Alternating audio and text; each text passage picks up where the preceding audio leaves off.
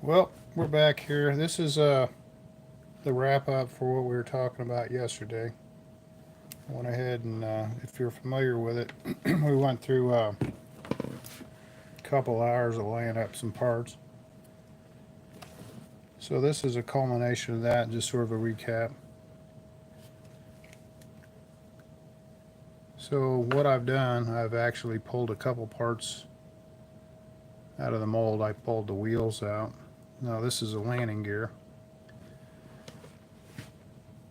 So let's check this landing gear out.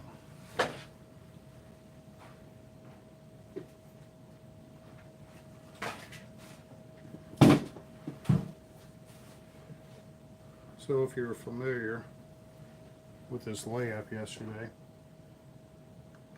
let me see if I can pull this up on the computer screen.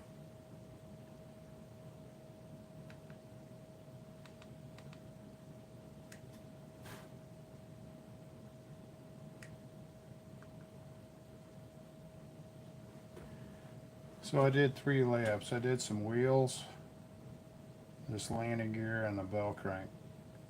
And it was all about the different resins. Let me see here,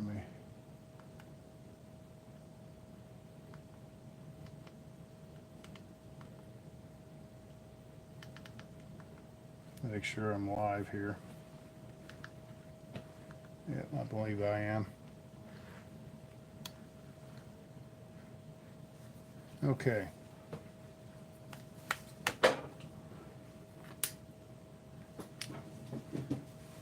So let's see how this landing gear comes out of this mold.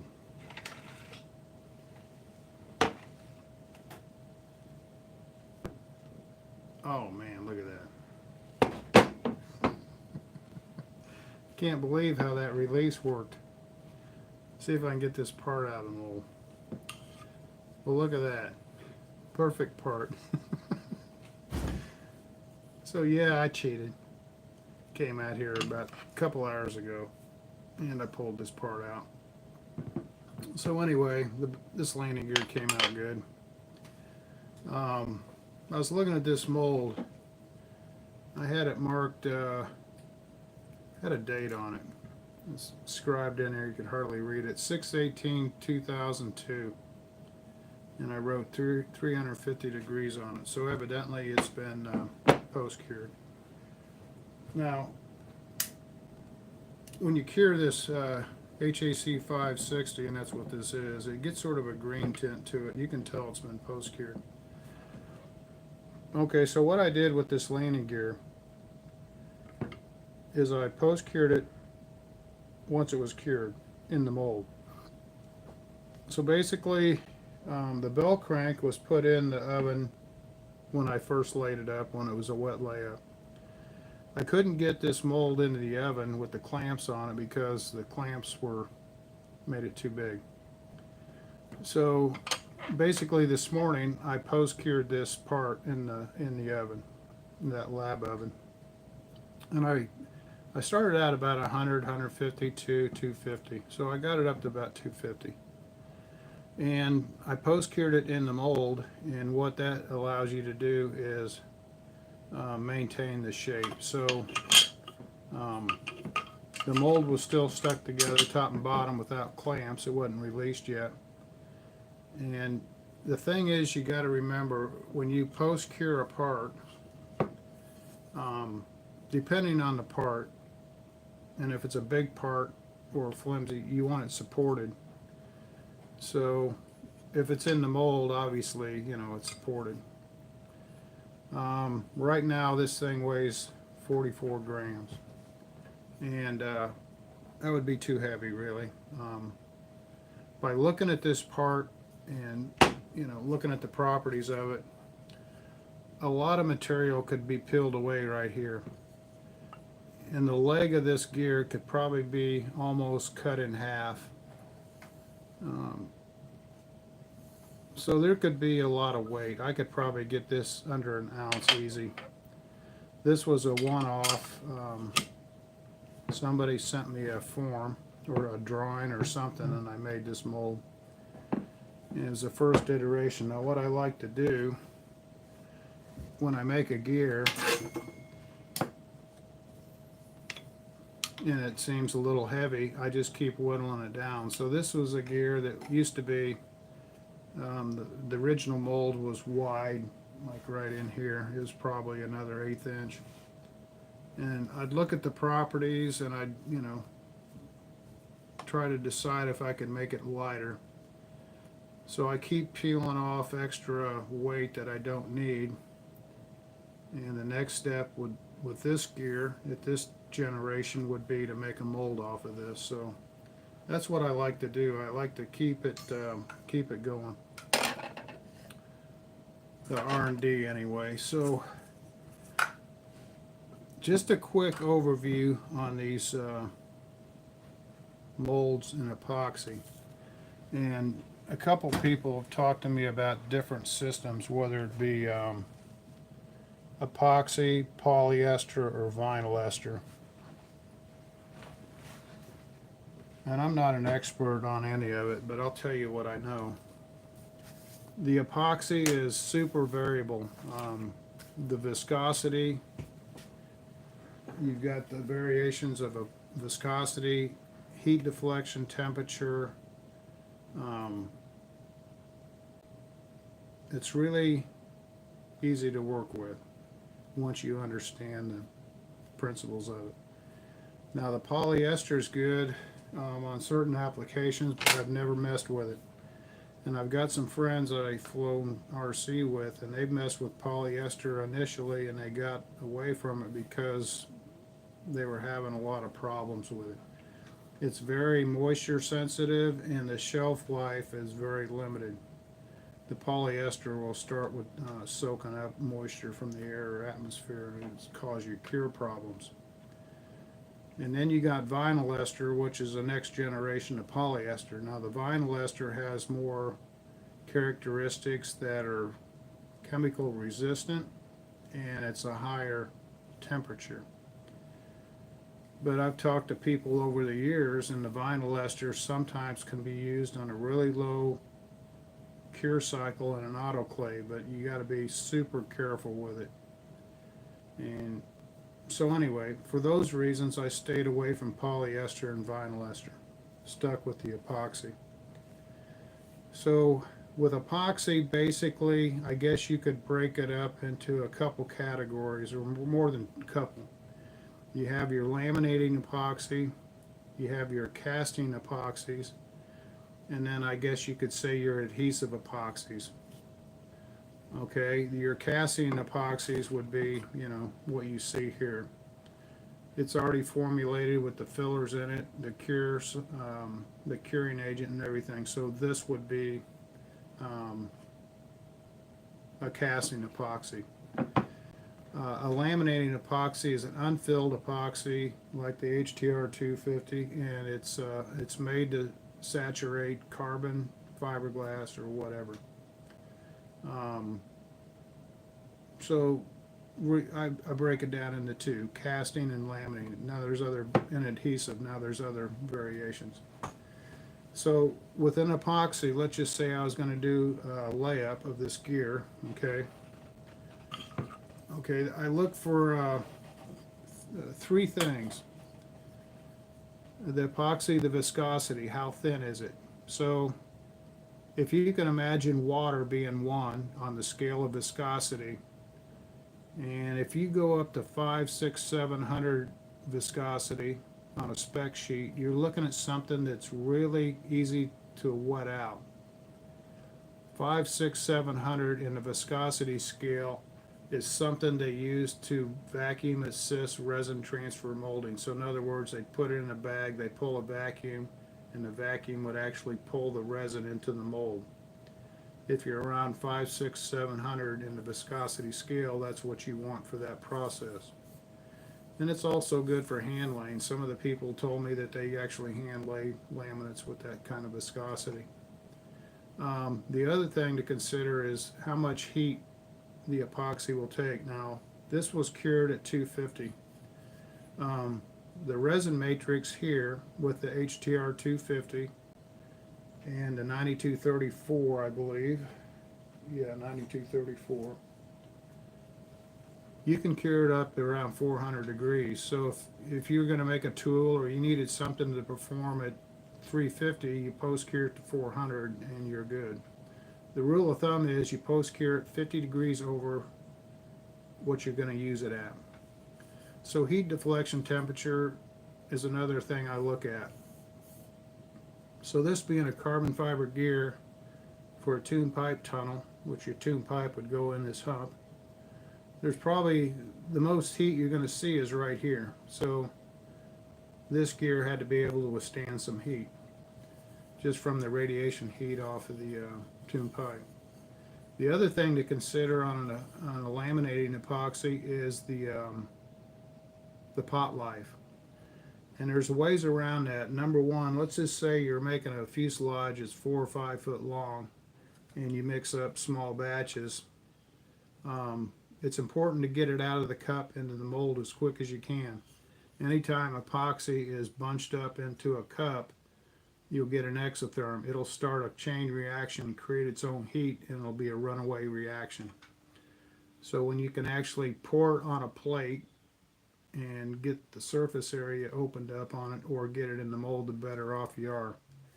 Now, if the pot life is so tight and so limited to where you might have to mix up more than one batch. So let's just say that he had a 4-foot fuselage and it took so much time to lay up half of it. So you mix up a batch, do half, and then make another batch and do the other half. Or you can, adjust different curing agents. Okay, so the other thing, the cure schedule on these epoxies will go from obviously like a 5-minute epoxy to, this one stuff I was talking about yesterday. It'll go to 40 or 60 hours pot life. And basically what you're doing is making your own pre-preg. So then once you do the epoxy, the other quick thing I'll cover is fillers. They got the Cavasil, the cotton flocks, microballoons, and you got two types of microballoons. You got phenolic and you got glass spheres, and then also chopped and milled carbon. So yesterday, when the camera was turned off, I was doing a little repair on this club airplane. You probably saw the wing over there. And what I had to do is replace the servo in the wing. And this servo, of course, lays on its side in the middle of the wing, and the middle of the wing's got dihedral, right? So basically, when I was putting the plywood plate in there for the servo to sit on, you didn't have a flat surface to glue the plate to. So what I did is made up some HTR 250, and I put cotton flocks in it. And the cotton flocks gives you more a better physical property than microballoons or whatever. So cotton flocks will give you a little bit of structure to your epoxy. So I took the plywood plate, which was probably about this size, and I laid up a big old ridge of cotton flocks HDR 250. And I took this plywood plate and I just pushed it down over the top of that, let it ooze out a little bit and clean the edges. So basically it was a filler in the epoxy to fill the gap on that dihedral joint. So there's a lot of uses for fillers. Okay, one of the other things I've done is phenolic or glass microballoons in epoxy. You can use HTR 250 and make fillets. Believe it or not, you can add enough microballoons to a 250 mix that it'll come out the same weight as the what do they call it, the superfill. But the superfill's great. I love it. I use a lot of it. Okay, so back to the wheels. These little puppies popped out okay. When I clamped the mold, I knew one of them was going to be bad almost instantly because I didn't get enough squeeze out. And there's some pinholes and stuff, there's voids. But that's the idea. You make these two pucks and then you glue them together center to center like that, and then you got a gap. So this gap is made for like an O-ring. And this was just a prototype. And it's really the same concept as a bell crank. You know, it's basically two plates with an offset. You glue the two together, and then you got like a fork in there.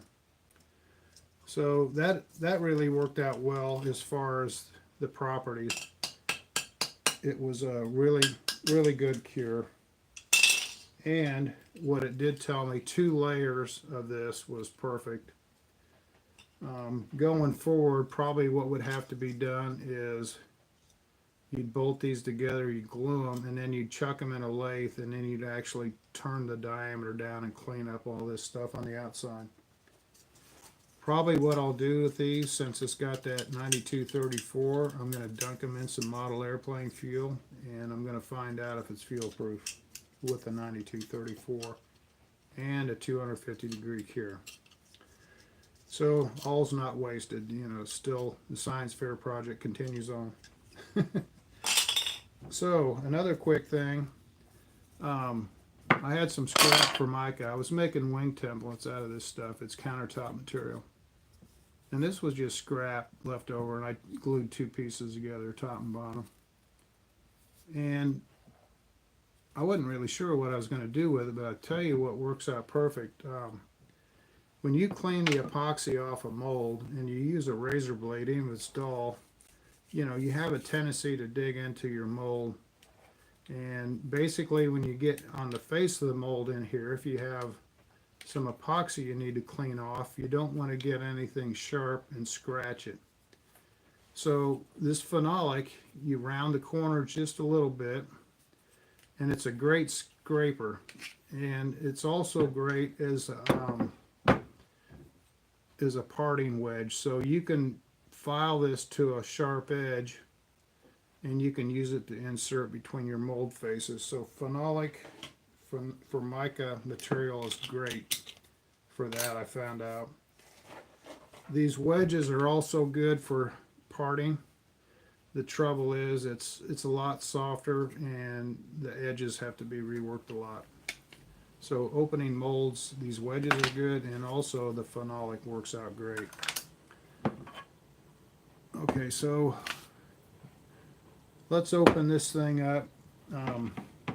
I tricked you on the landing gear, but it came out just fine. It popped out of there. One of the things that was worrying me about the landing gear, and I thought about it after I put it in the oven at 250, it didn't have a chemical release on it. It had a surface coat, and then it had PVA. And I do know from experience that once you get PVA, probably at 100 and, oh, I don't know, you get it like 150, it starts to degrade a little bit. But I did have a high temp wax underneath the PVA, so that was probably good. So let's open this up and see if I get a catastrophic lockup on this bell crank, and let's see what it looks like. Let me adjust this camera a little bit.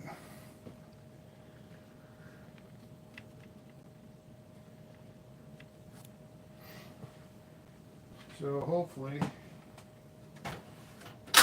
everything comes out good. Now this thing here, it's a chemical release. There's no PVA on it. We'll see what we get. Going forward, I love these clamps. They worked out good for this little bell crank. Going forward, I'll probably dunk the whole thing in a chemical release like Free Coat, because if I start stacking these molds up with these clamps on it and they start dripping, and all the resin starts coming out of a mold and it gets on these threads, you know, I want it to be able to release. So I'll probably give all these parts a good release coat. That way, if I do get epoxy on the threads, it'll peel out.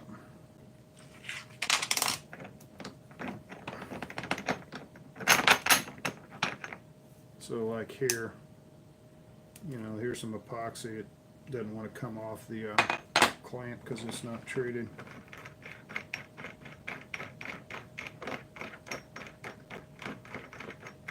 I think I'm going to go metal supermarkets and get a whole bunch of these things cut.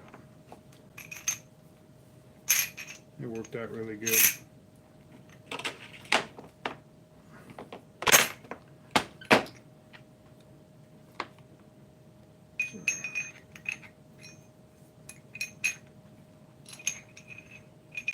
1/2-inch holes. I might get them a little oversized, might make it easier to maneuver them. Okay, to demold these bell cranks, the way I've always done it, is first thing I do is take the pins out.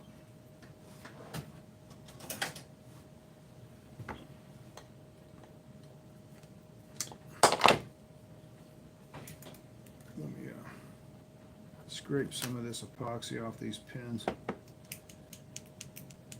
That helps. So what happens, sometimes if you drag this extra epoxy down in the mold, when you try to pull the pin out, it jams up a little bit. So I try to use this for mica. And what that allows you to do is, it allows you to scrape that dowel pin. It's a drill rod. Scrape the glue, or yeah, it pops the glue off without actually scratching the pin. So this bell crank I laid up is the same as all the others I've made, but what I did differently is I tried a different resin. And the reason why I switched it up, it's an experiment. I wanted to see if I could get a really good release with a high temp bake with a different resin. So with this process, basically it eliminates the PVA and the wax. Technically, with the release, the chemical release, like a Free Coat 700 NC, you should be able to get multiple releases out of it. So it'll be interesting. This is see if I can get this part out of here.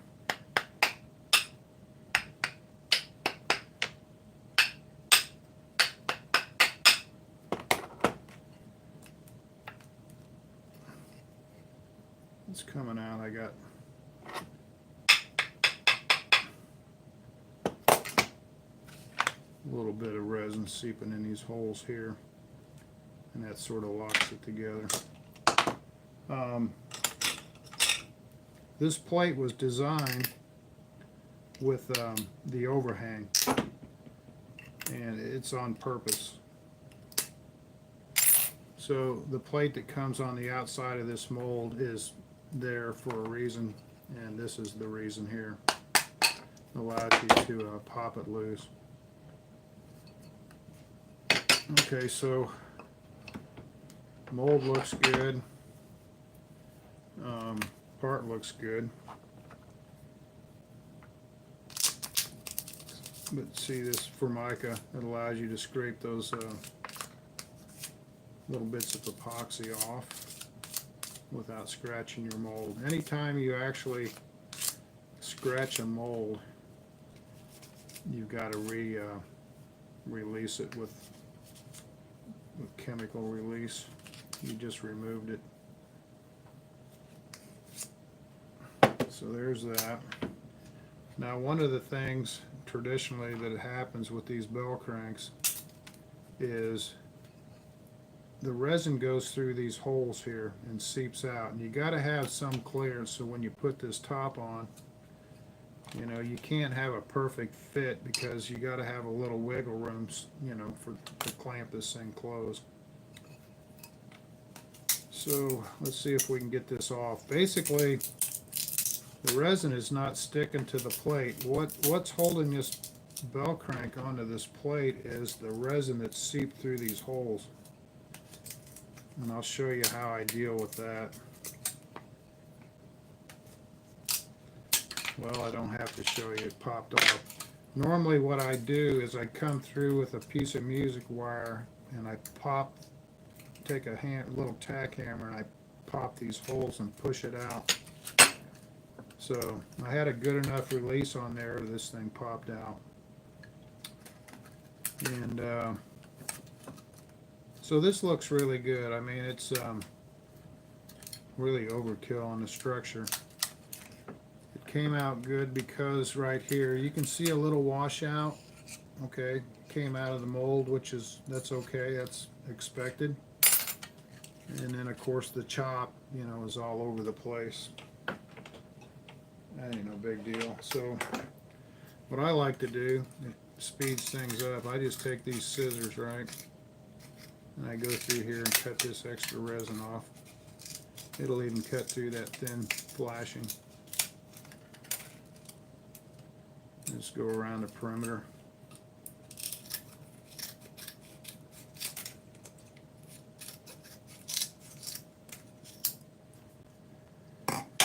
And then of course the center, basically I just poke a hole in it, and then I'll take a Dremel tool with a carbide bit, a fine bit, and I'll go through the center and I'll clean that out. This one didn't clean it up as well because of it's got more chop in it, but basically, yeah, open that up. So this one looks really good too. Nice and hard. I cooked this thing to 250, I think. I did this initially when I laid it up. I put it in there. It's got a really good property to it. So basically you just get rid of the PVA and also not only that, you're getting rid of the you know, the surface coat. So you're speeding the process up a little bit.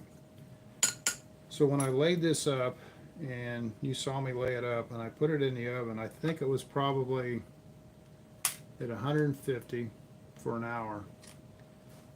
And then I went to 200, I believe, maybe a little over 200. But in about 3 hours, this thing was cooked and it was finished. So technically, I could have gone over there in 3 or 4 hours, unloaded this mold, and with the mold still being warm, laid up another one. So that's the beauty of the heat. You're not waiting 24 hours to room temp cure. You're actually able to turn a mold 3 times in a day. 2 easy, you know, probably 3. So I just wanted to sort of show you the other side of the process. On my channel, I had a whole bunch of molds over there. It's probably 8 landing gear molds, and I had a dozen of bell crank. And I spent 2 hours and 38 minutes doing nothing but waxing and PVAing. And that didn't even include the surface coat, okay, that I brushed in there. So that was even more time. So basically, this was the process here to eliminate all that. This is more of a production process, and that's what the heat will allow you to do.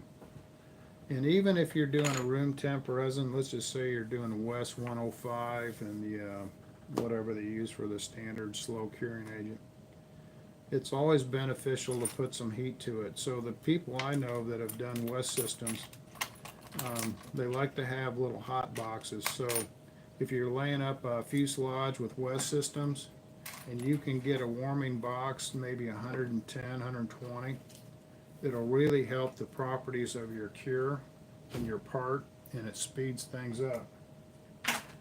And one of the things I've noticed with West, okay, so here's a pod. This is the RC pod. One of the things I noticed is I'll lay up a part with West systems, and the next day it'll seem sort of rubbery. Okay, it just doesn't have. It's more of a thud than a ping. And with the West systems, as the week goes on, 2, 3, 4, 5 days, there's more curing going on. It's not like resin surfaces. It's got different properties, but it doesn't have that really initial tight hard cure. Now we'll get there, but it takes it a little bit longer. Now the spec sheet for West systems, you're looking at 149 degrees, 150. And some experienced people in the composite world told me that you can get a little bit more than that. You know, it's probably good for a little bit more than 150, but to get there, I believe you've got to post-cure it a little bit. You got to put a little heat to it. once you start messing with epoxy, you're going to find out one thing real quick. It likes 77 degrees or greater. Um, if you're laying up these layups and stuff, and you're out here at 55 degrees in the garage, you're going to be pulling rubber parts out, in my experience. So yeah, it's that was a success. You know, it's a really good part, and it doesn't have the satin look like the gel coat, but I'll tell you what, another thing I might try on something like this, I'm not sure if it'll work. So if you take the Free Coat 700 NC, you do your mold, right? And you multiple releases, you make sure it's, you know, post cured, you get a high temp mold, and you're going to cook this part, let's say 250. Well, you go to the hardware store and you buy a rattle can of this grill paint. It's probably cheating, but so this grill paint you always see on the can, you know, it's good for 1,000 degrees. You know, you paint your barbecue grill, make it look brand new, black or whatever.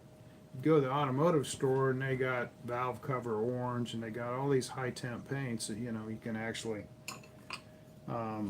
put on an engine block, supposedly. So the next experiment would be to take this mold, Free Coat 700 NC, and along the same lines of the high temp thing, spray it with the grill paint or the engine block paint, and then lay it up with the high temp resin and then cook it. So theoretically, I mean, this paint should dry to the touch so you could lay up your part, and basically you're post curing a real thin film of paint over the top of your part.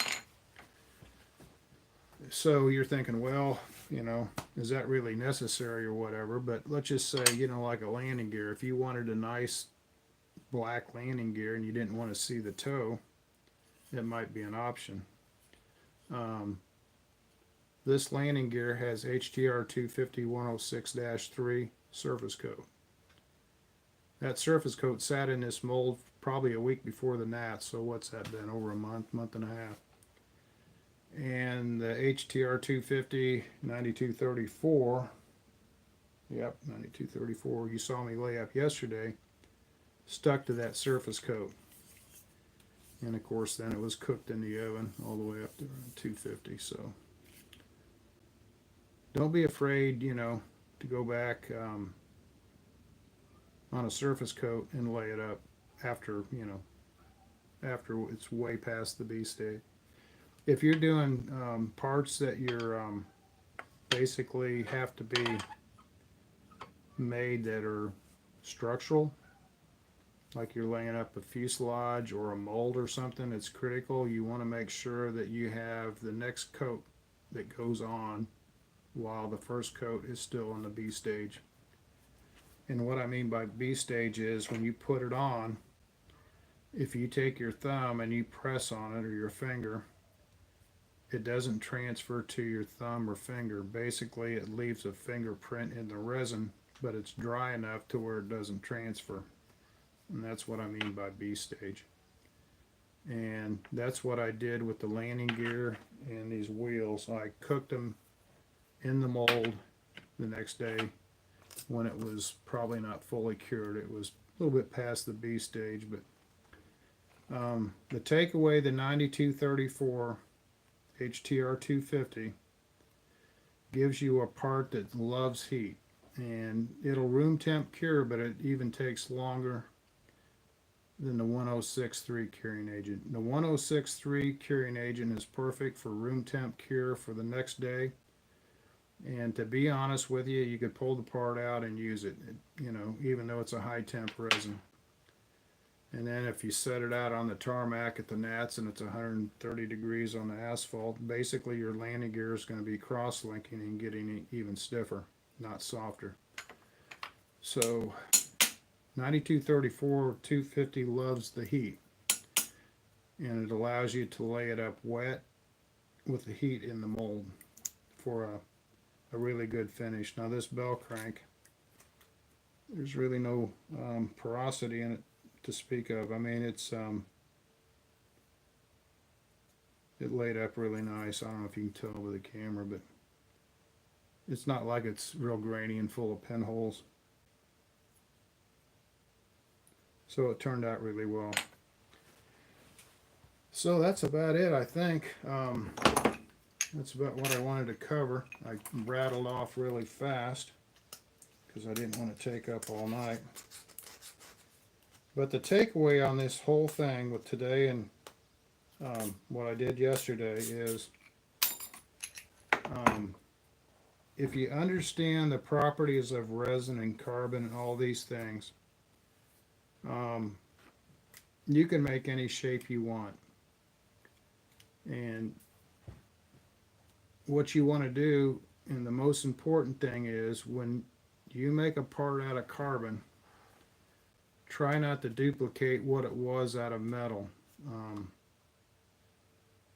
Because basically you're wasting the potential of the structure and the workability of carbon when you try to imitate a metal part.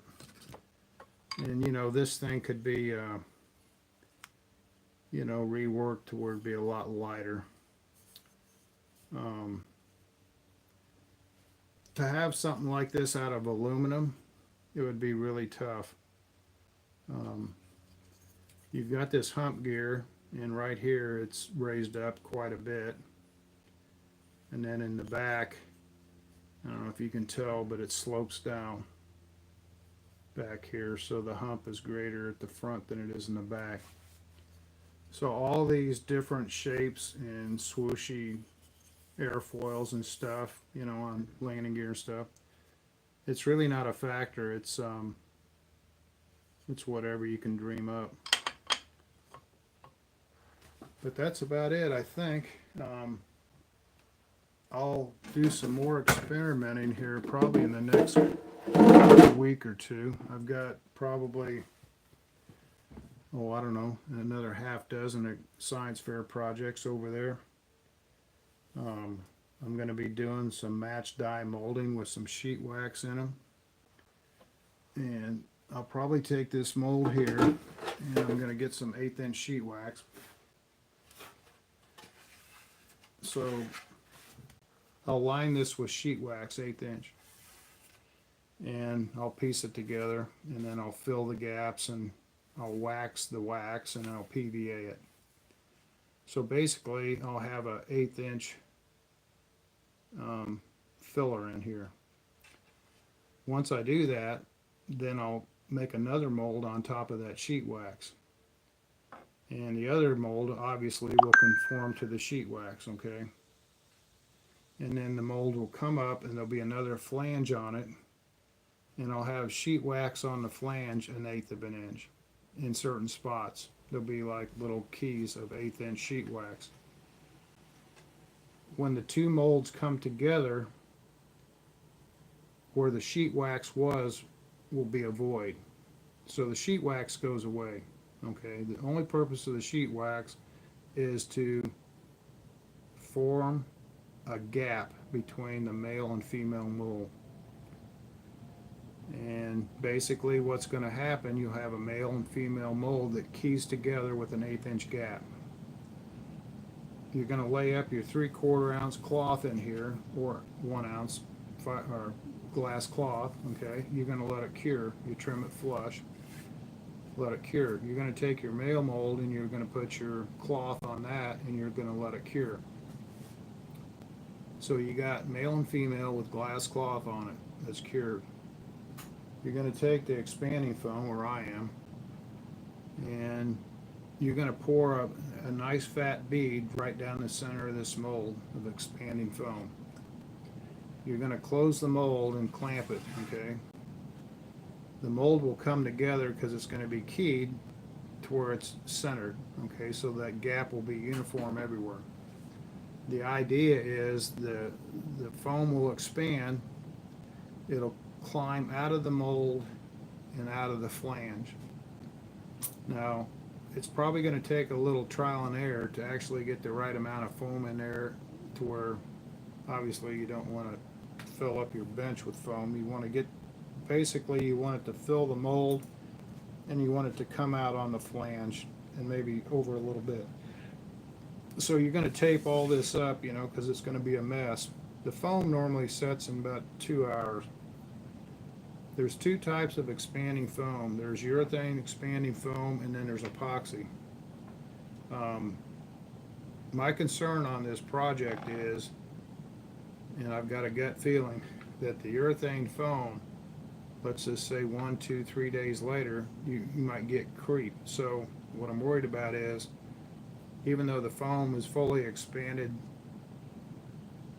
supposed to be, 2 or 3 days later, if the temperature goes up or you set it in the sun, will it puff up a little bit, enough to distort? That's my concern. I think the epoxy foam is probably more stable. I mean, because you've got the cross-link in there. Once the cross-link takes place on the expansion, I think it locks it in to where it's stable. Now, the foam comes probably maybe less than 2 pounds per cubic foot, but I know at least some of the stuff I've got, it starts at 2. So basically, if you had a 4 pound per cubic foot balsa core versus 2 pound per cubic foot foam core, I mean, it's a no-brainer to me. You get rid of the vacuum bag, you get rid of the bleeder, you get rid of the pump, you get rid of all that stuff, and you get 100% adhesion between that foam and that fiberglass. So if it works out,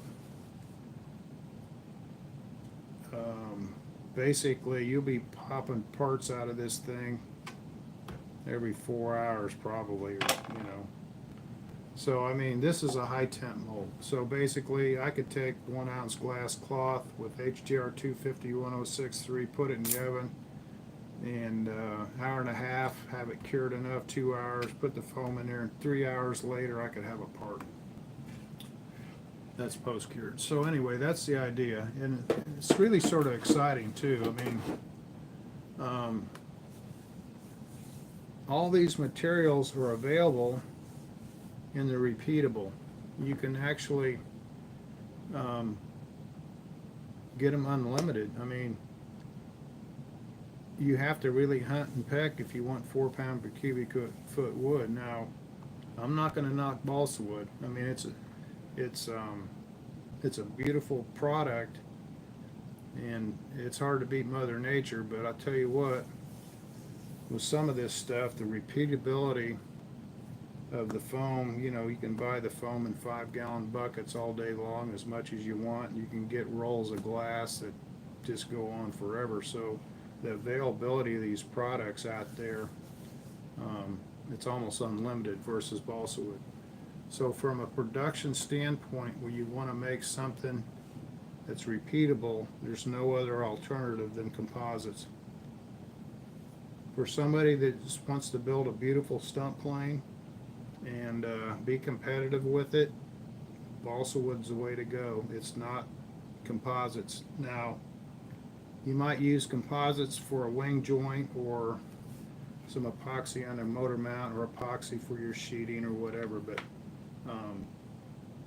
initially, if you just want to build a beautiful, great flying airplane, balsa wood is the way to go.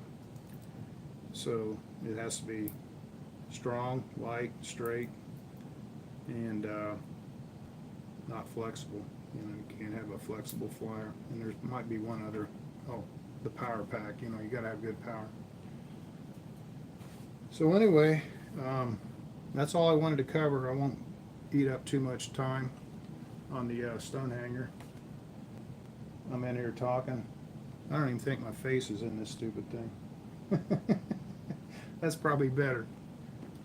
Okay, so anyway, let's get off of here, and I'll be back with more science fair projects, and